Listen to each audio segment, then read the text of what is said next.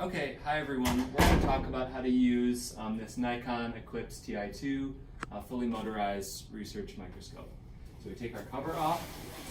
If there's one thing you take away from this video, it's that this camera off to the side is very sensitive. So as we go through our startup and our shutdown order, as we get the microscope turned on and eventually turned off, how you treat the camera is very important. So when we start, the first thing we want to do is to press this power left button, and you can see this little orange light is blinking, and we have to wait until that's done, okay? So we're gonna sit here for a second. Until this is done, we cannot do anything else. And when we're done at the end, when we're gonna go forward through the startup order, when we shut down, we're gonna go in the reverse order, which means this is gonna be the last thing to be turned off after the computer and everything else is completely shut down. Otherwise, it will fail to connect to the software and the configuration of the camera will become messed up. So it takes about 20 or 30 seconds, and that light will just stop blinking when we're ready to go. So as you can see, the light has just stopped blinking, so we're gonna continue. If you follow the poster, we see that the next thing is the computer. Power button is right here. And then the microscope connects as a peripheral to the computer, so we want to wait to turn that on until we start to see the microscope being awake. While the computer is turning on, let's just get our slide onto the microscope. So this entire top part pushes back. Don't slam it, but just gently move it back. And we can put our slide here. So these actually adjust, so if someone has this for a different slide size, you can actually slide it and just get it perfectly lined up in there. It looks like some people have left gunk on here, so make sure if you leave gunk, you clean it up. Now, one thing that's really important is I actually put the cover slip, which I can feel with my nail, down. This is an inverted microscope, so you want to orient things that way so that, especially when you do fluorescent imaging, you get the best resolution. Your images will not come out looking good if you have not turned your slide over on an inverted scope. We can bring this back, and then you can see somebody has adjusted this because the tape is broken. But all of these knobs through all of this top part of the microscope should not be adjusted. Now the computer is on, we can go back to our poster startup order. So number 3 is to turn on the microscope. There's a switch back here on the right side. I'm going to show that. Back there. I'll flip that on, and you'll start to see some fun things happening, some fun lights and sounds starting to happen. Down below, we have this light engine controller. We hit the power button in the top right. This key is turned to the right, and it should stay there. So if anyone has ever turned that key to the left, your fluorescent microscopy won't work, so that has to be turned to the right. Okay, then we go to this NIS Elements. And when you get trained, an account will be created for you. Oh no, cut the video. So once we've turned everything on, we come to this NIS Elements. When you get trained, an account will be created for you. I'll just log into mine briefly. And you'll see a screen start to appear. You'll hear noises in the microscope. Once we hit OK on the screen, so acquisition is for taking a picture with the microscope. Offline would be if we were just pulling up a picture. If you're just pulling up a picture, by the way, you can copy your files onto a flash drive and take them to the analysis workstation, which is over here. That has the exact same software and more. So some of the tools that are on there, like deconvolution and different more specialized tools, are only on that computer. So we want acquisition, so we'll just keep this top item highlighted. We'll hit OK. You'll hear as it's connecting, the microscope will start to make noises. And what's important is that sometimes, so right now it's connecting, sometimes it'll get stuck on that connecting devices stage, and it'll say, failed to initialize driver photometrics, something along that line. If that happens, you just want to go in the shutdown order, which is reverse. So we shut down the software, we turn off the light source, then the microscope, shut down the computer all the way, turn off the camera, wait a couple seconds, then go all the way through the startup order. And that should correct the issue in terms of sometimes the camera just doesn't connect properly. Once we're in though, we should be good. So again, we've already put our slide on there. If I want to take a bright field image, I can click this Prime 95B DIA. DIA is diascopic, which is for bright field. You can also look through the eyepiece if you'd like, so that's over here where it says eyepiece. But I prefer to look on the computer screen. So I pick this Prime 95B, which is the camera, which we'll put it here. So once we've selected the bright field option, we can hit live and our view will open up over here. And then we can come to the microscope and we can try to focus to our sample. So all the focus knobs, there's one on the left, on the right, and also on this control pad, all of them do the same thing. The coarseness of the focus is not changed by a specific knob. We can use this joystick to move the stage. So the stage does not move manually. You move it with the joystick and you can find your sample. For me, this may be a little bit challenging because we have the lights on right now. Right here. And we can focus to our sample. Again, we have the joystick control to move. If it's too fast, you can hit this XY button with 3 chevrons. And up here, you can see the number of arrows changes. One arrow will be the slowest speed, which you can tell is slow, but as we zoom into like 40 or 60x, that will still be a pretty decent speed. And we can go back to 3 arrows if we want the coarsest speed, or 2, obviously. To focus, there's no, again, all the focus knobs do the same thing, but if you hit the Z button with 3 chevrons, that will again change the number of arrows up here next to the Z. So you can see it goes from 3 to 2 to 1. 1 will be the finest focus, 3 will be the coarsest focus. Okay, so let's find our region of interest here. Let's say that if the brightness wasn't what we needed, we could use this knob over here to change the brightness, this chunky knob. And then also that's in duplicate on this slider here, this yellow slider. When we're at 20 or 40 or 60x, we can hit this DIC option. And the prism is actually already in. It adds an extra prism in the microscope that helps create more contrast and more shadowy images, so that when we're taking images like this, I can do something that I would recommend you don't do, but if you ever need the help adjusting it, just let us know. We can actually adjust this filter to create sort of different shadows in our bright field image using the DIC option. So this, especially when you take pictures of cells or of tissue morphology, will help give you a more phase contrast-like image. To change magnification, we just hit the turret. So there's this nose piece selection pane. Nothing moves on the microscope. We just hit to go to 10x. You can see this is way too bright at this magnification, so I'm going to lower the brightness. We may have to refocus, because when you change magnification, you might need to refocus. And we can get our bright field image here. And we could, of course, change the magnification elsewhere. There's also a 1.5x zoom knob right here, this function knob, and you can see it says 1.5x.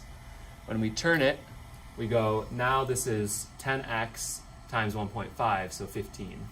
That means if you go to the 40x objective, you can actually apply this 1.5 zoom and it'll be at 60x. The 60x objective is not currently on the microscope because it's an oil immersion objective, but if you ever needed that, you could let us know. And in theory, with the 60x plus the 1.5 zoom, you could then get up to 90x magnification. But we'll turn that off for now. And that about covers it for the bright field. We now move to the epifluorescent option. So I've just hit this Prime 95B Epi. And then now, instead of having our DIC panel, the filter list now includes all of our fluorescent probes. So DAPI, for example, and you can see we start to see some signal over here. Let's just start with that. So we have DAPI, FITSI, and then there's nothing staining with TRITSI or the other probes like Psi5 or Psi7 on this tissue. We can see our FITSI and our DAPI come into focus there. Let's stay at 10x for now. Let's just get this DAPI picture to be the way we want it. So this seems a little bit dim. Let me try to focus a little bit. So what I'm gonna do is increase the exposure time. Longer exposure means a brighter image. So we'll try 100. Oops, didn't switch. You can see we've gotten, the frame is being exposed for longer, so it's brighter. I can focus this properly. And I'm going to zoom in on this section. Different magnifications present different amounts of light depending on the objective. So in this case, I need to back off, shorten my exposure time. And what you're going for when you choose an exposure time is you want the darkest parts of your image that are supposed to have signal to still be visible. So if I go to, for example, like 3 milliseconds, it's way too dark, right? You can only sort of start to see the brightest part of the image. But if we go to like, I think I was on 20, we can see these darker parts of my tissue, and also this bright, since this is DAPI, there's a ton of nucleated cells through this area. So we have good contrast where we're not completely blowing out this, that's too bright everywhere. Let's see if, so here at 40 milliseconds, you can see this multinucleated area is way too bright. It looks just solid blue, even though we can still see the dimmer option, or the dimmer part. At 20 milliseconds, this is darker, but we can also see both parts of our tissue, and we'll make some adjustments later to make the image look better. But when you're setting your exposure, that's the most important thing, making sure everything you want to see is clearly visible with good contrast. Go to FTSE, we can do the same thing. You can see 80 milliseconds is too bright. We're gonna back off to 20. Maybe try 30. There's a little bit of a effect going on here where it's kind of blinking a little bit. That's because we just have the overhead light on right now. But when the light's off, you won't see this same sort of strobing effect. Let's say we just want to take a simple picture here. So we're interested in this region. We find the cells we want. We focus. We remember if we needed a finer focus, we could hit the Z button to make this more of a fine adjustment. And then we can just hit capture up in this main row of controls. Good, so we have a picture. Now you've noticed my live view over here now says frozen. And to go live again, you can see if I try to move the stage, nothing's gonna happen. But if I hit live, now you can see my image is live again. Or of course I can freeze and now the light is off. You're not bleaching your sample. With this picture that I've taken, I can go up to save as. Into data drive 1, you can create a folder for yourself. You always want to save it as an ND2 file first, so you have the original copy at full resolution. So I'll save this as just a test. It'll flash up some metadata that you can just hit OK on. Always do that first. Now, let's say we were going for lab meeting, we were making a presentation for lab meeting or something, we need to save it as a JPEG or a PNG. You could then select that option and save your image. But you always want to save the original first so you can come and open it. And if you have to make any adjustments, you're able to still do that. If you only save it as a PNG, basically all of the choices that you've made are burnt into the image and you can't do what we're going to adjust right now, which is the lookup tables. So this down here, this histogram shows the brightness of your sample. This is a good sample peak, especially for tissue. I know we're not all the way on the most intense part of the spectrum, but we have a nice wide histogram. And actually, if I were to zoom in, the tail of this is the brightest part of my image because it's the highest intensity. It actually does extend. You can see this tail goes out. Some of my brightest parts of my image, like all of these cell bodies, are actually going to be down here in this tail. So if we bring our exposure higher, maybe to put our histogram in the middle, as you can see now, part of this tail is actually going off the edge of the graph, and you can see now that the cells are super blown out. They're too green, and we're losing detail in our image. So it's actually okay to have your histogram over on this third or half. You don't want it to be down here. if it can all be helped.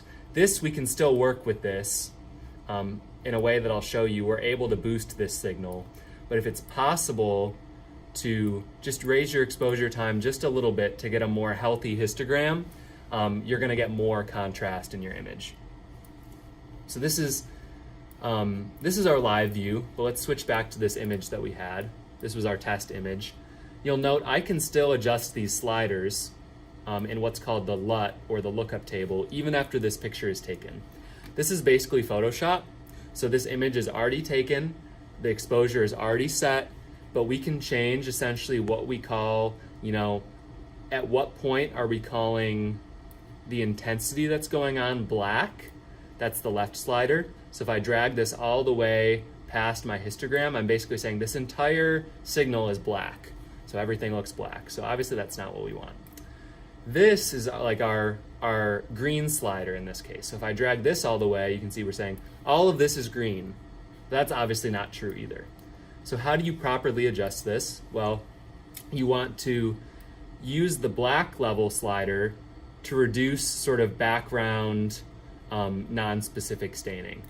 So in this case, you can see, especially if we look over in this dark region with no tissue, there's some non-specific signal, and we can use that to cut out some of that glow that's present. Especially in tissue, there's going to be a lot more background.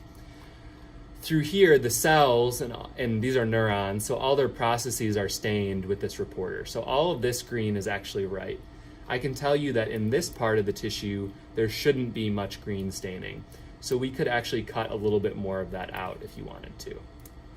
Here, and then our right slider, we want to now use this to just make our image a little bit brighter, right? So it makes it a little bit more brilliant. But where we want to watch out for is we don't want to take this slider so far that we start to lose detail. You can see once it all starts to look green, we lose, for example, if you had a situation where you have two cells that are really close to each other, here you can tell that it's two separate cells. But if we increase this too much, your automated cell counting might group these together. Or the same is the case for something like this. Or it's just harder to see, or your picture starts to lose detail because you're cranking the brightness too high. So we want to, again, if we reset this all, this is what we started with. We can adjust our black level and then adjust our green, or what's really our white level, to give us the image we want. At this point, we could save this as a JPEG, and whatever you save is going to be burned into the image that you put into your presentation. But you always save the ND2 so that you can open the ND2 file and make any of these adjustments. Because let's say I come back and I take a picture of a different region, which is here. It's really important that I have the original file. So if this is the brightness that I'm viewing this at, I can actually right-click Copy and right-click on the lookup table, Paste, to put the exact same settings onto this image, so that now I can save both of these as JPEGs and they'll be comparable. If I only saved my image as a PNG, then I would have to go back and re-image my tissue and save a new image, because there's no way to know what settings you used to create this image. But if you save it as an ND2, you can always go back, your lookup table settings will be saved with the image, and you can copy them. Like if you had an array of 8 or 10 images, you could copy all your settings to make sure the same, and then export into a PNG or a JPEG. Okay, that about covers most of the normal operations of the microscope. I cannot emphasize enough how important it is that you get your exposure correct. I'm just setting up my windows here. How you get your exposure times correct before you mess with the lookup table. If I switch to Sci5 here, you can see, look, there, I have staining, or I have signal. It's lighting up, it looks pink. Really, and look at my signal histogram, looks great, but we're on 300 milliseconds here. If I go down to a more short exposure time, you can see that that signal disappears. But if I take this lookup table, I can move this slider, and I can potentially convince you that there's something here. It's even more true on Ti2-E, right? Ti2-E is closer to Fitzy. So if I go to Ti2-E and I play around with this, in this case I can't, but it would be possible. I may be able to get some of my FTSE signal to pop up because I'm just blasting the tissue with a certain exposure of the red light, and then I'm cranking up this lookup table to make an artificial signal. So you want to be careful that when you have something, you're on the right channel, obviously, and that you're not you have your exposure set so you can see all of your image, and that your signal looks real, like things look the way you expect them to. You have a histogram that's relatively bright, and so that when you go to adjust this lookup table, you're just contrasting your image, not boosting signal that isn't actually there. And you'll want to compare with a control, like a secondary antibody only control slide with the same settings. Let's say I think this is good. You know, my exposure is set to 30 and I've set the lookup table this way. You'll want to just pause, take your slide off and put on your control slide, and then go live with the exact same exposure, exact same lookup table. Make sure that, for example, you don't see the exact same signal on your control. If your control looks like this, that would tell me that you're not actually getting something from your staining. It's just your secondary antibody is labeling all the cells, for example. But that's, I would say if you have more questions on that, talk to someone like me or someone else in the department that has more microscopy experience.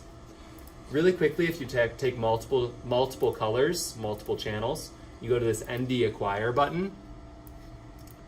There's an auto save option, we'll keep not clicked. You can see multi-channel is clicked here. And we have to go to this tab and select the options that we want. So here I want just DAPI and FTSE, and we hit run. And it takes the picture. Whatever exposures we had set last time we were on these tabs, so this is our live view, whatever we had set these to, when we take the picture, it'll keep those same exposure settings. Then down at the bottom, we can click onto each of these tabs, and you want to individually set the lookup table for each channel.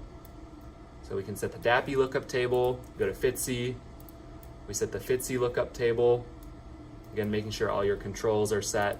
Then our overlay looks the way we want it to look. And this is not perfect, but this is just to demonstrate. And we could save this. I'll delete this for now. If we wanted to, let's say we're at 40x, let's say you want to take more of a 3D type image. So for example, in this tissue, let me find my sample again. When we switch magnification, sometimes you have to refocus. You can see I lost my focus. And in this case, for the 40x, we're going to have to add more light. In one of my projects, I was trying to look at, let me see if I can, no, it's not letting me zoom in here. If I do, yeah, here we go. These cells have these little cones. And I was trying to get, you know, if I took a picture at this focus, you can't really see the cone. But at this focus, you can see more of this triangle shape coming off the cell. So in my case, I took Z-stacks, which it's almost like what a confocal microscope would do, but not with the same level of specificity. Add this Z-stack. So I go to this tab, again, in my acquisition parameters, I have Z-stack selected now. This is all under ND Acquire. Z-stack tab, go to the bottom of my focus range, go to the top of my focus range, and I just hit this button in the middle. And then I have my multi-channel settings set, and I hit run. And now it won't just take my two channels, but it also takes different steps, so that actually I have multiple focus depths in my image. We go up here to where this bar with the little up arrow is, and we click and we can drag this onto our image. Now we have a projection. It smushes all of those layers together. So for me, when I went from cell to cell, instead of just getting a few cells on each picture, more of the little cones I was measuring were in focus. So that may be useful for you, depending on what you're doing, to have a more 3D representation of the structures you're looking at. Lastly, there's this large image button. And to keep this simple, first we're live again, and I need to reduce my exposure time. This will sometimes happen. This is on FTSE, but you can see I can't see my cells anymore. Things look wrong. And actually, if we go into this region, this looks a lot like DAPI. That's because after you take a multi-channel and sometimes a Z-stack, sometimes the microscope gets a little confused. I'm on FITSI here, but the 365, which corresponds to DAPI, this light is lit up. I'm actually gonna just click FITSI again. And you can see it switches to the 488, which is the right wavelength, and now this looks right. So that's something that could happen to you. I just wanna show you how to take a large image. So when we open this large image option on the top, there's a lot of options here, but your main focus is this shape. So let's say we just wanted to take a defined rectangle. So we could do M by N, which allows us to take a 4x4 grid. And it shows you the path that it's gonna take. And it's gonna start wherever you have the image centered on is going to not be the starting point, but it's going to be the center. So it's not gonna start here and then go in a snake, it's actually gonna center it around the center point. So I've hit this, and now it's going through, and it's taking multiple exposures, and you can see on the screen, it's actually tiling these together.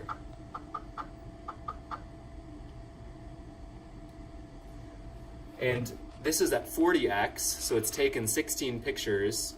It's stitching them right now. And you can see we have this beautiful image, which this on itself you could maybe get at 10x, but when we zoom in, we have much more detail here. So sometimes this is useful. If you're imaging a bunch of slides, it can be valuable to take a stitch because you never know when going back and having a more magnification will be useful. Or maybe just for the type of picture you're taking, if you go to 4x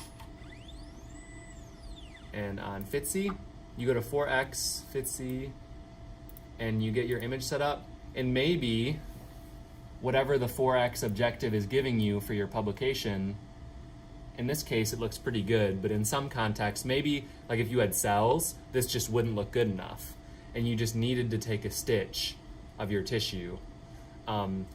Sometimes zooming in to 10 or 20x and then taking a stitch oftentimes will give you a better image than just taking a 4x view, especially for publication. So with that, I think we're ready to go through the shutdown process. We can close our software. I'm not gonna save anything I had open right now. We go through the poster, right? So number 4 is to come back down to our light source, turn that off. Key stays turned. We come to the microscope and I turn off this switch and take our slide off carefully. We come to the computer, to the power button in the start menu, and we hit shut down. We never force shut down the computer, never hold down the power button and just make it force shut down. We wait until it's all the way done. Even if you turn off the camera during that shutting down screen, things can become misconfigured. Computer's all the way off now. You can see no shutting down, the light's off. We can now come to the camera and turn this off. And take our cover and recover the microscope. So I'll do that in just a second. Hopefully this is helpful. Let us know if you have questions, and happy imaging.